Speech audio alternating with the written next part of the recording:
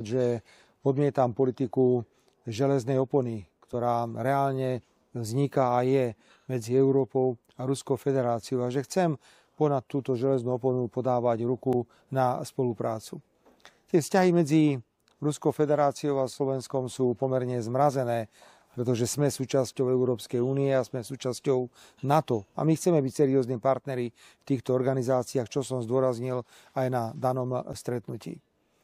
Potom prišla na rad téma energetiky a vojny.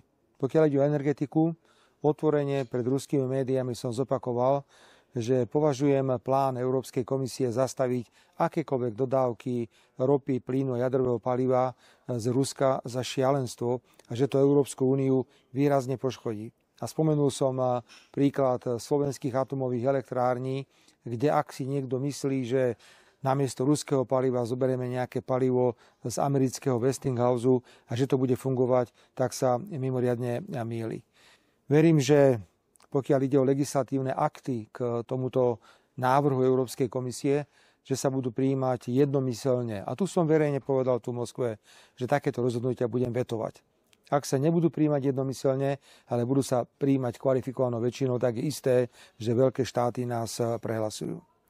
Potom bola diskusia o vojne. Tu musím povedať, že som mal stretnutie s pánom prezidentom Putinom na 4 oči. Ja som v príhovore povedal, že neveríme v vojenské riešenie tohto konfliktu a že podporujeme všetky mierové plány, bez ohľadu na to, odkiaľ tento mierový plán príde. A že od samého začiatku hovoríme o potrebe mieru. Počas rozhodnutia na 4 oči, ako sa hovorí, mi prezident Putin poskytol množstvo dôležitých informácií, pokiaľ ide o to, čo sa momentálne deje a aký bude pravdepodobne vývoj. Ale ja by som samozrejme akékoľvek vyjadrenia tohto typu nechal za zainteresovaných, či už ide o amerického prezidenta, alebo ide o prezidenta pána Putina. Považujem dnešnú cestu do Moskvy za mimoriadne úspešnú.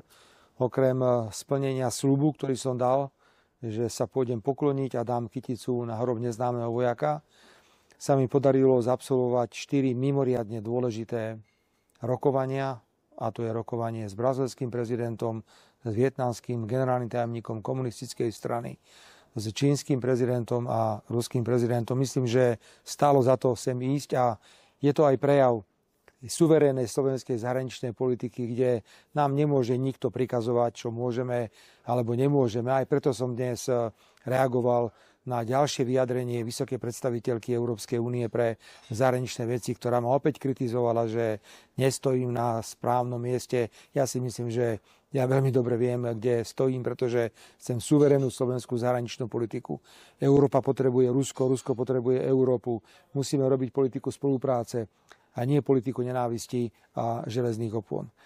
Po chvíľku sadáme do lietadla a keďže naši priatelia v Európskej únii sú našimi priateľmi a namiesto 2-hodinového letu nám dopriali 6-hodinový let, tak pristaneme v Bratislave až niekedy ráno, keď už bude v Bratislave prakticky svetlo. Tak želajte nám pekný let a ja vám želám všetko dobré a dobrú noc. Predpokladám, že toto video uvidíte až v priebehu zajtrajšieho dňa.